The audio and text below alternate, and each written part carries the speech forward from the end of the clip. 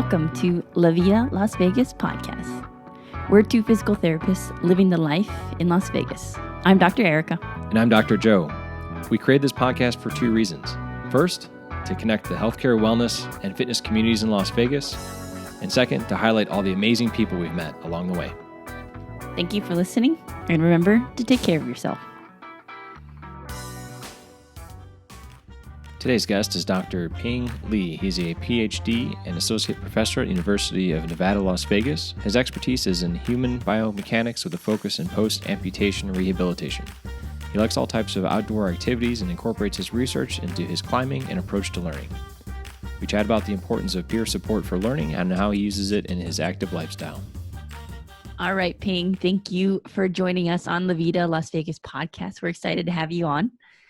First, we'll start off with why did you choose Las Vegas? That's a funny story.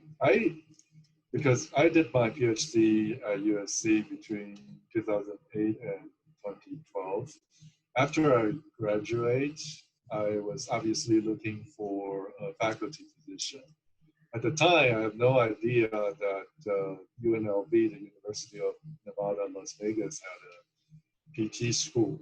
And I met somebody at CSM, the conferences I go to every year. Then I met somebody from UNLV there who's through a mutual friend of ours. Then I learned that they were looking for somebody. At that point, I still don't know. Well, there's a PT school. I better go check it out. And if they're hiring, maybe they will hire me. So I came to do the interview before I defend my PhD dissertation. So they like me, and I like the program and like the people here. That's why I came here. It's purely a coincidental choice, just because of the job. But I happen to enjoy the environment, especially the outdoors opportunity, the outdoor activity opportunities in this area. So I've been here ever since 2012. I've been here in Las Vegas for 8 years. That's great. How do you like to spend your time besides being outside? We are really, our activities are very boring, you can say, because we go to Yating and my wife Yating and I, we go to work. Then after work, we go to the gym, and we go to two gyms. And we alternate between the two. One is the climbing gym, then the other is the regular gym. And we do that almost every day. I would say 6 to 7 days out of the week is work, then go to the gym and come back home. So that's what we do. And sometimes weekends or whenever things off, we go do something outdoors. We know, well, you two are avid climbers. Where are some of your favorite places to climb in this area? In the area, well, there's just too much. That's part of the allure of Las Vegas, is that, you're a climber or you just like open space and like to touch or scramble on rocks. There's a lot. So in the summer, it's too hot. Like right now, the only option will be higher elevation, like Mount Charleston. And there are some crags in St. George, about 2 hours away, that my friends said are pretty good. It's doable in the summer.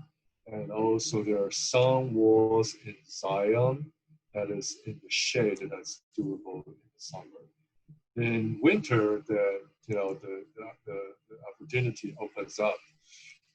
Red Rock obviously is the premier area for Vegas climbers, and the St. George area, Mesquite area, and even some obscure rock outcrops in just south of Henderson. It's really good. I don't know if people know, but around Las Vegas, within 1 hour drive, you have sandstone you can climb. There's limestone, and there is okay granite as well. So all kinds of rock climbing available around here. So is there a big difference between those three different types that you mentioned? Huge difference. Sandstone is softer, but the red rock sandstone is actually not that soft. So you can do traditional climbing, meaning that you place your own gear. And the granite, you can do that as well. Not so much in limestone, because limestone is too soft and fractures easily. So you have to have a pre-placed boat to do sports climbing. I do limestone. I think it's sharper. So gym climbers or people who started in the gym probably enjoys limestone the most because it's so featured and have small holes that are very sharp, similar to the holes in the gym. The sandstone and the granite, those are maybe for outdoor experience mostly. But they're all enjoyable, I think. Do you have a preference on your favorite or things that you prefer at certain times of the year? Yeah, it depends on the weather.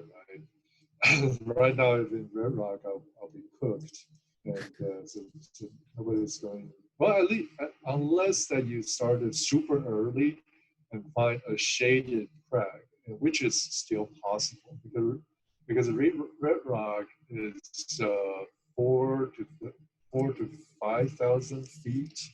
So it's a little higher than Vegas, so a little bit cooler, but still not climbable in the sun, but in the shade it's acceptable.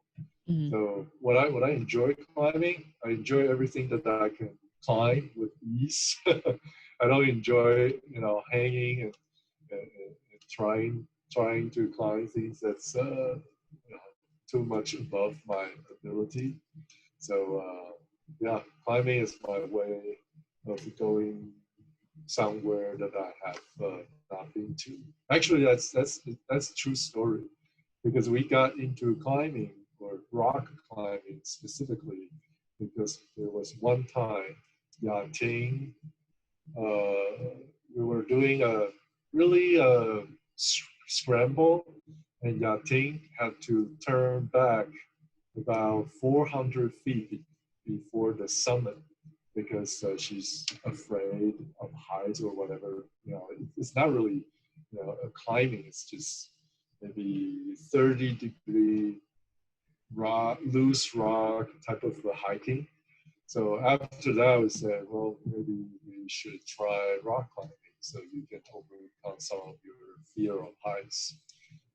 And that's how we got into this it's about 12 or 13 years ago. Oh, wow. But it worked, because Yating now is as good a scrambler as anybody. I would say, she's pretty fearless now. I like it. I've seen her climb and she is not afraid to be up there anymore. So it's good. Right. People call her the mountain goat sometimes. Right. Yeah. Yes. So besides climbing, I know you have a lot of work that you're doing it, as with your research. Can you tell us a little bit more about your research? Yes. So the research, I'm passionate about my research in biomechanics and human biomechanics, because I am interested in human movement. And if we understand human movement, and as physical therapists, movement is what we do. So biomechanics is my area of research. Specifically, my field is post-amputation rehabilitation, and also prosthetics.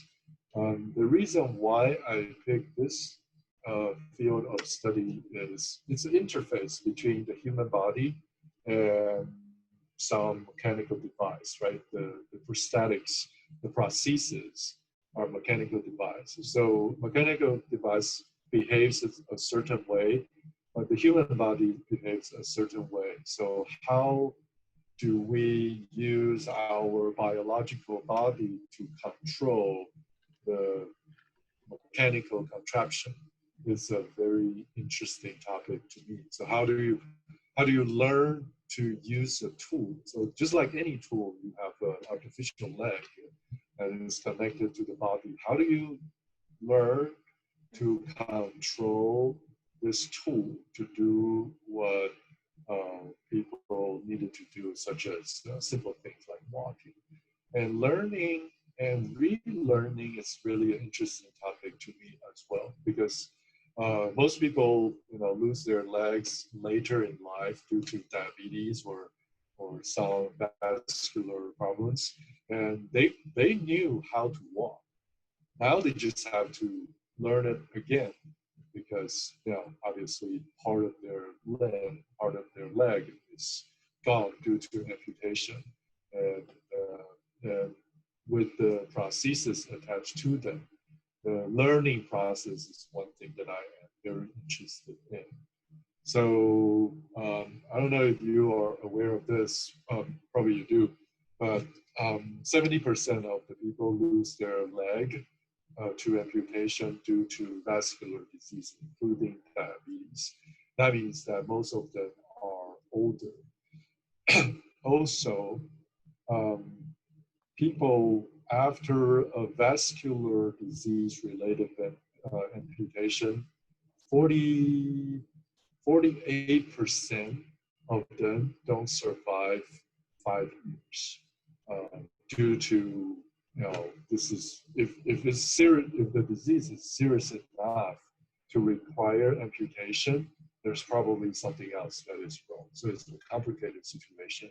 And also after amputation, most of the time people will drastically reduce their physical activity, right? You lose a leg, you can't walk. Therefore, you're sitting in a chair or in bed all day, and that's not healthy. So what my research is trying to address is those issues. So how can we improve people's function, and how can we accelerate people's recovery? So those are my primary themes of my research.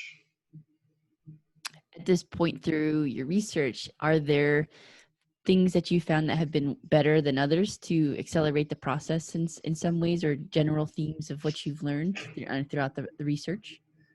Yeah, that's a good question too. So right now in the field of prosthetics, we sort of think that if we have really good legs, artificial limbs, then that solves the problem,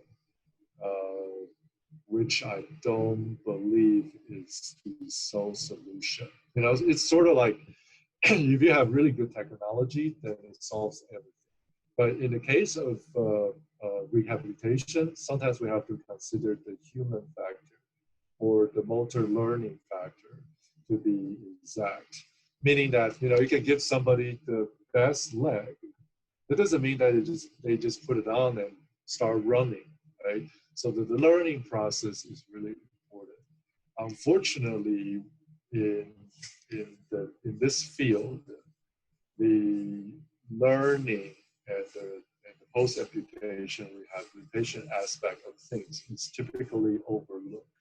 We don't have, for example, we don't really have a clinical guideline of how to do these things.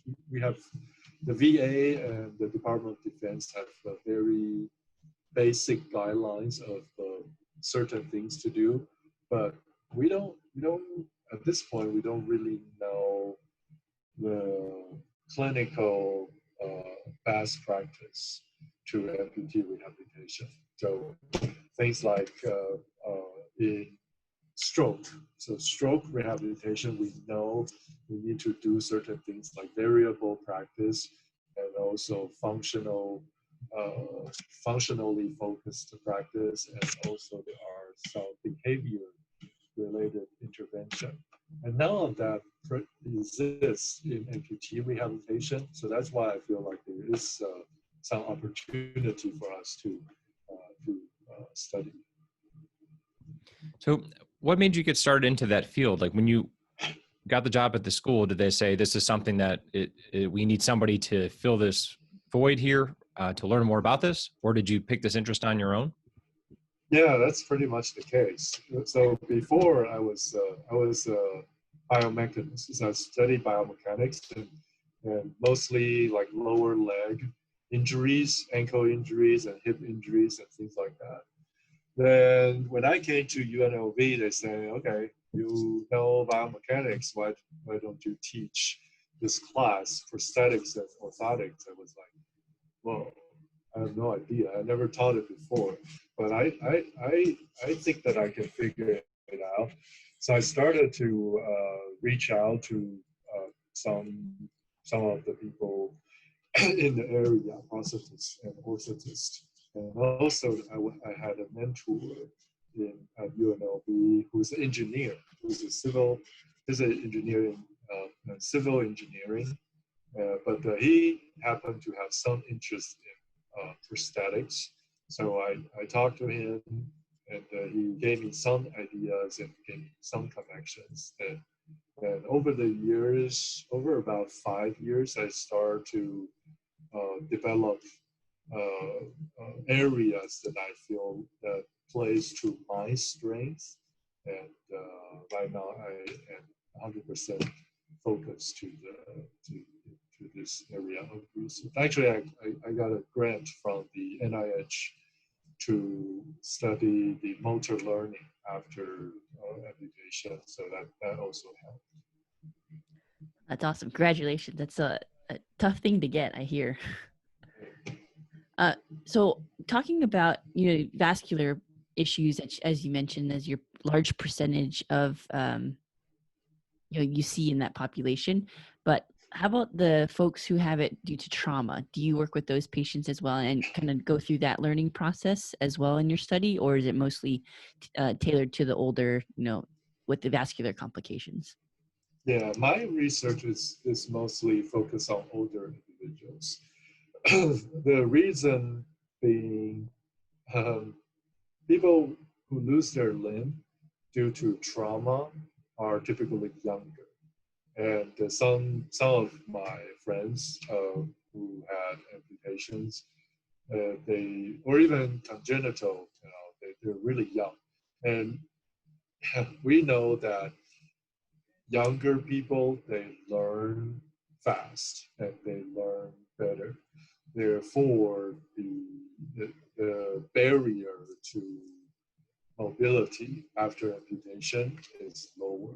So, for example, those war fighter or soldiers who lose their limb due to, war injuries, they transition back to the society relatively fast. Even though it doesn't mean that they don't have issues, they still do. But my research is focusing on older individuals who lose their limb or have the amputation to save their lives, and how can we help them to still be active and still gain some level of mobility so that they can be independent. So that's what I feel the need is. That's why I'm focusing on older amputees. Now, when you're kind of diving into your research in general, your backgrounds in biomechanics, is that something more the focus of like, the overall recovery and how they technique wise, or is it more in like kind of that social aspect that you mentioned? Or is it kind of a combination of the two? Yeah, it has to be both, because I don't think that it's just learning a technique. There are certain behavior aspects of things that facilitates learning. So one of the grants that I just submitted to Department of Defense, I don't think I can talk about it in the podcast, is that peer support. So just like learning anything, if you have to learn on your own, that's hard. especially you don't know how to do it. Like take climbing, for example. If I get this route, you have to climb. And if you watch somebody else do it and say, okay, that looks doable, then you feel more comfortable to do it. Then when you actually get on the rock, then things will naturally happen. So that's the power of peer observation and peer support. And we do know in amputee rehabilitation or post-amputee, post-amputation rehabilitation, the peer support has psychological impact. Like people say, okay, if this person can do it, can walk with the prosthesis, maybe I can do it too. And also, if this person can go back to work, maybe I can do it too. So we know that it's psychologically beneficial. So one of my idea is to take the benefit of a peer support to earlier stage of amputee rehabilitation, meaning that if a new amputee observes how another person with similar amputation perform a task, then perhaps this newer amputee can learn that skill faster. So that's what I mean by the behavior aspect of things, and we apply the behavioral benefits of certain things, such as peer support, to skill learning. So I think that those things go hand in hand. And unfortunately, this has not been explored.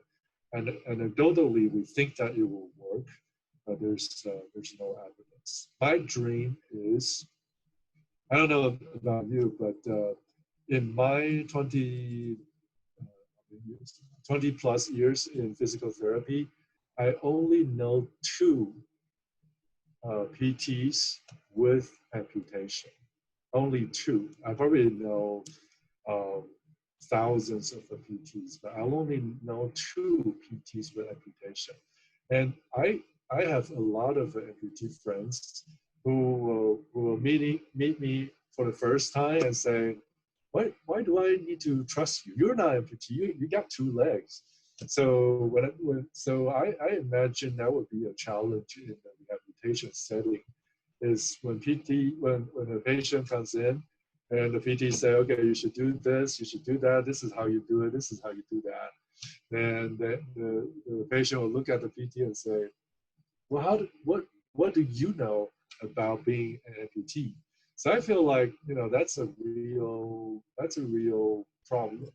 And if we can incorporate peer support, meaning that maybe someday that there will be more amputee PTs, and maybe that some certain situation where amputees can come in to assist the PT as some sort of a rehabilitation mentor, and that can really accelerate recovery.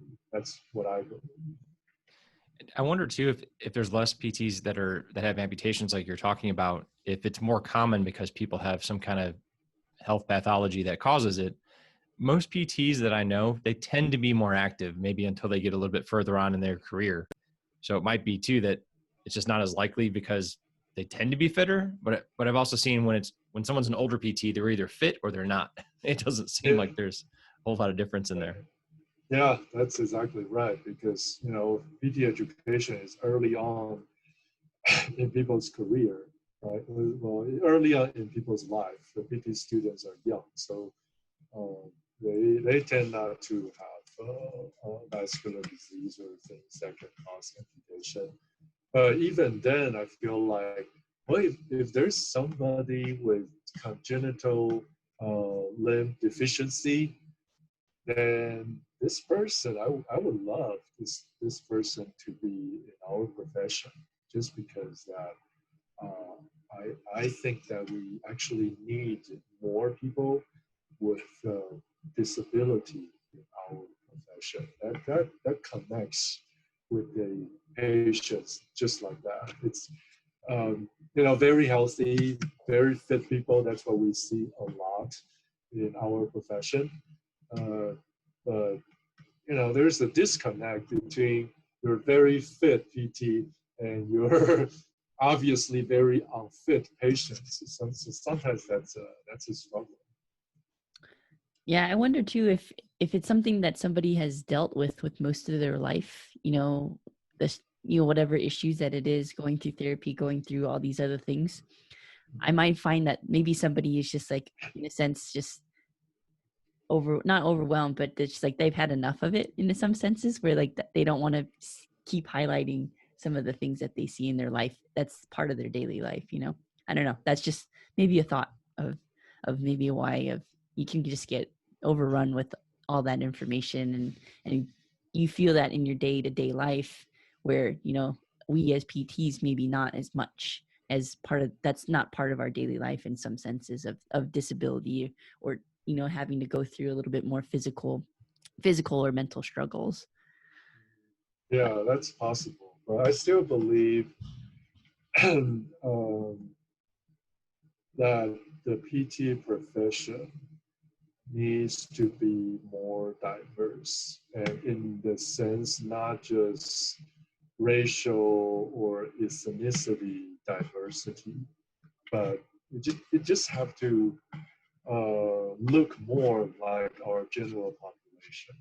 I think I truly believe that. I think that if our profession of caring people, and we are inherently already different, in different ways, then that's not healthy. Because, like I said, your patients will look at the PT and say, "Well, what do you know? You can't possibly know what I am going through," and that's that's not really long term. Long term, I think the the work environment is to be different. So going into some of the support groups, I know you host one. Can you tell us about it, and when it occurs, and that type of stuff, what you've seen so far with the support group?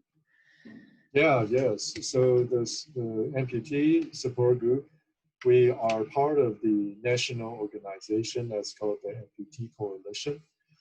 So basically, it's a peer support group. You come in, whether you are a new amputee or someone already had an amputation for several decades, you can still, everybody comes in and to share their experience and ask questions. That's what I believe the power of the peer support. So, and yeah, just seeing people, you can do it, maybe perhaps I can as well, that sort of mentality. And we also have several educational programs, such as we had a fall recovery program, because amputees, they inevitably will fall. Uh, in addition to fall prevention, in that preventing them from falling, we know that they will fall. So how do they fall and not breaking any bones? And also, how do they fall and can get up from the ground? So those are skills that they need to learn as well. So I have those educational programs. And we also have training programs for them if they would like to serve the community. So we have the certified peer visitor program, meaning that they go out early to hospitals and visit people who just had an amputation. Like I said, early on is the key time to let people realize, just because that you lose a part of the leg doesn't mean that the life is over. You're never going to walk again. Lots of my friends, with amputation, they walk, and when they walk long distance too. They did the Grand Canyon Szu-Ping Lee hike, which is 10, 14 miles or something like that, with their prosthesis. So life is not over, and the certified peer visitor program is one of the ways that we train amputees to help other amputees. So those are, I really enjoyed coordinating and organizing the things just because I can leverage the university resources and try to make some of those workshops and educational programs happen. And I feel passionate about that. I am an educator now.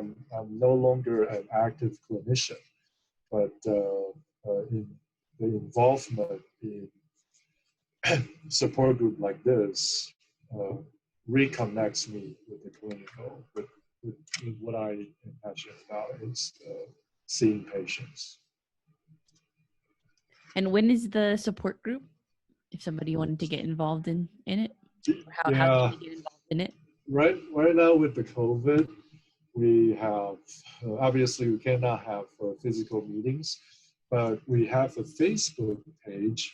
That if you go to Facebook and type in Las Vegas amputee support, and that's our group. We currently have 280 or so members. Not all amputees, but families and caregivers and clinicians as well. So that would be the best way to get in touch. And when we do have physical meetings, we meet every second Wednesday of the month at noon.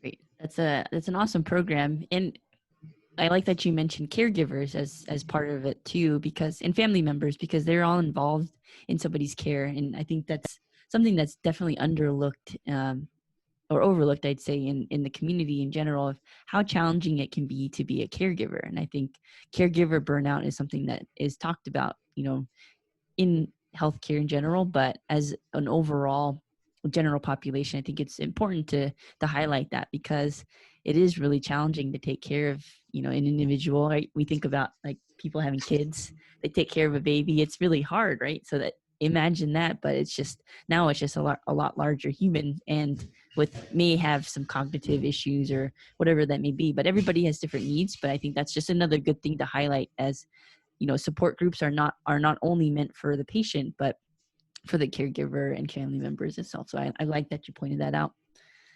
Yeah, health conditions are scary. I mean, it's not just scary to the person who had it and have it.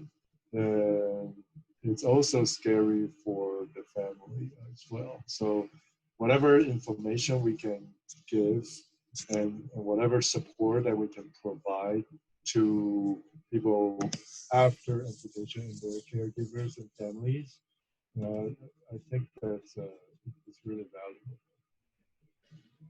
So what's something that you've learned, but you wish you knew it sooner?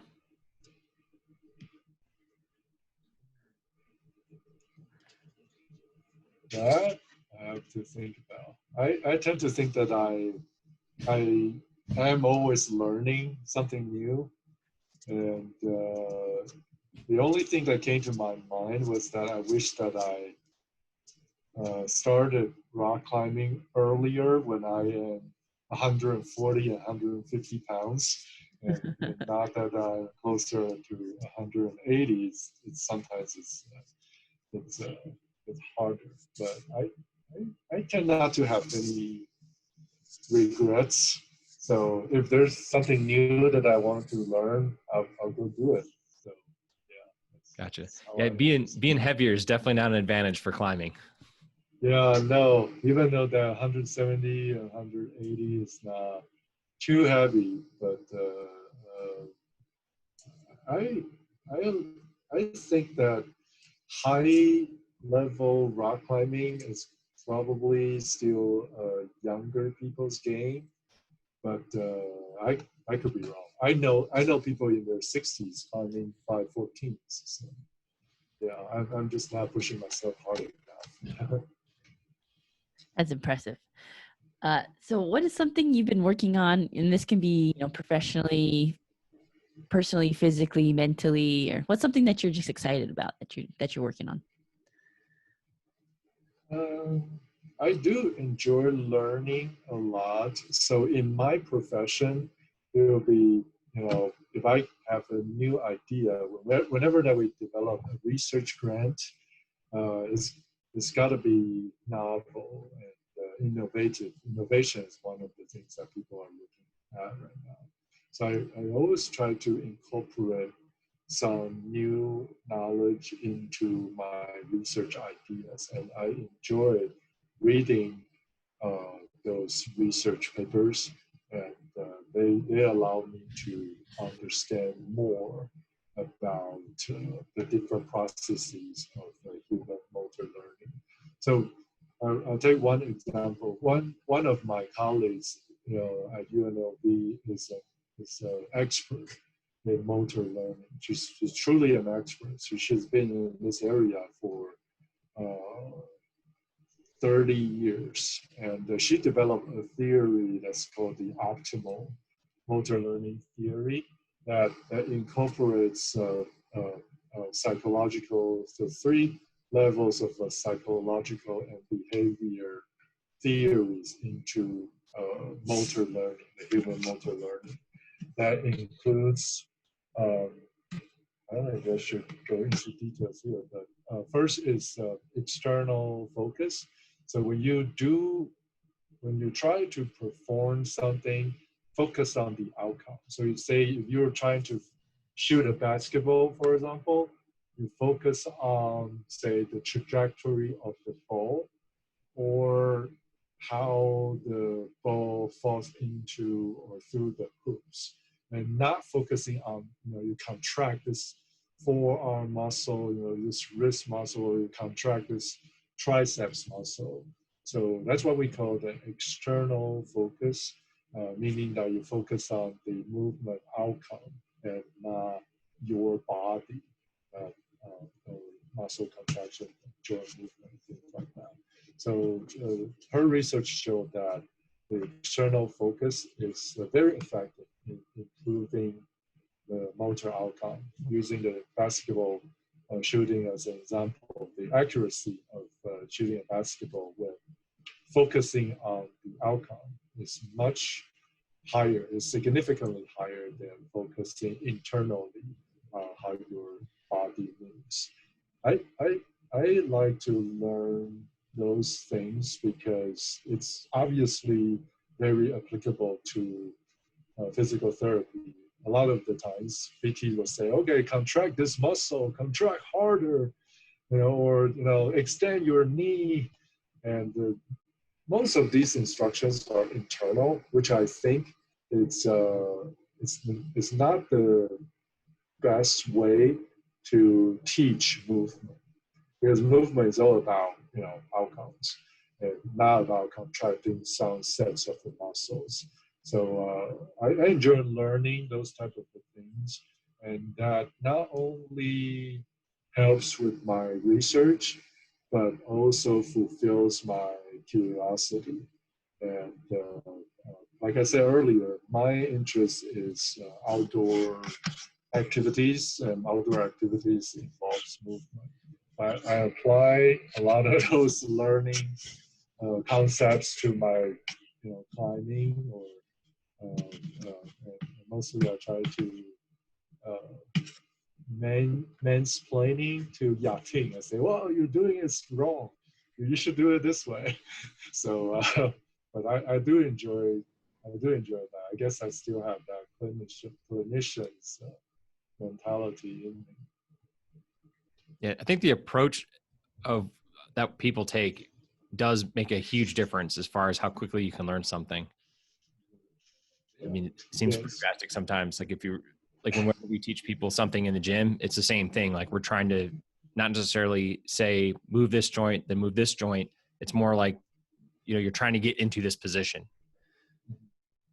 So exactly.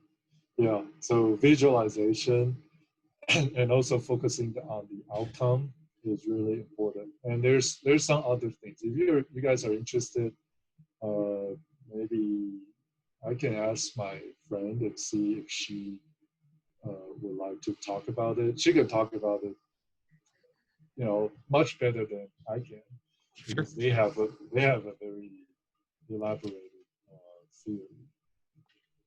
Yeah, that'd be great. We'll just if you to say your name again, and then if someone wants to Google it, they can Google a little bit more information about it. What was the theory called again? It's called optimal. Optimal. Yeah, it's optimal theory of motor learning. Okay, we can check that out too if you're more interested in more information about it. What's something you would like to leave listeners with, Ping? I think that it's what I tell my my physical therapy students, is that we are really blessed to have the opportunity to help other people, and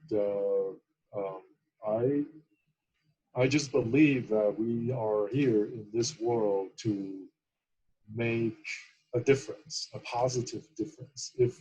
If we can all do something, that is positive to this world, and then we will be going in the, collectively positive direction, right? And I think physical therapy is really a very direct way of making that positive difference, that positive change that this world really needs. And that's why that's the only thing that with the PhD, PhD is philosophy, the doctoral for philosophy. We all need our own philosophy in life.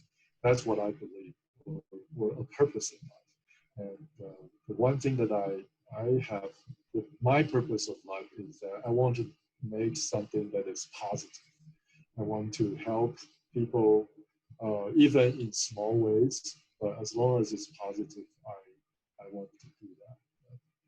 That's my philosophy. Very good. So how can people find you? The easiest way is probably through the university, through UNLV. So if you just type in my name, Szu-Ping Lee, SZU-Ping, and last name is Lee, Lee, and you should be able to find my page on the university website.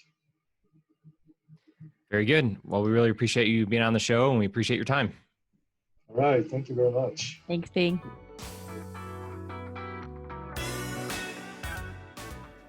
We'd like to thank you for listening to La Vida Las Vegas podcast.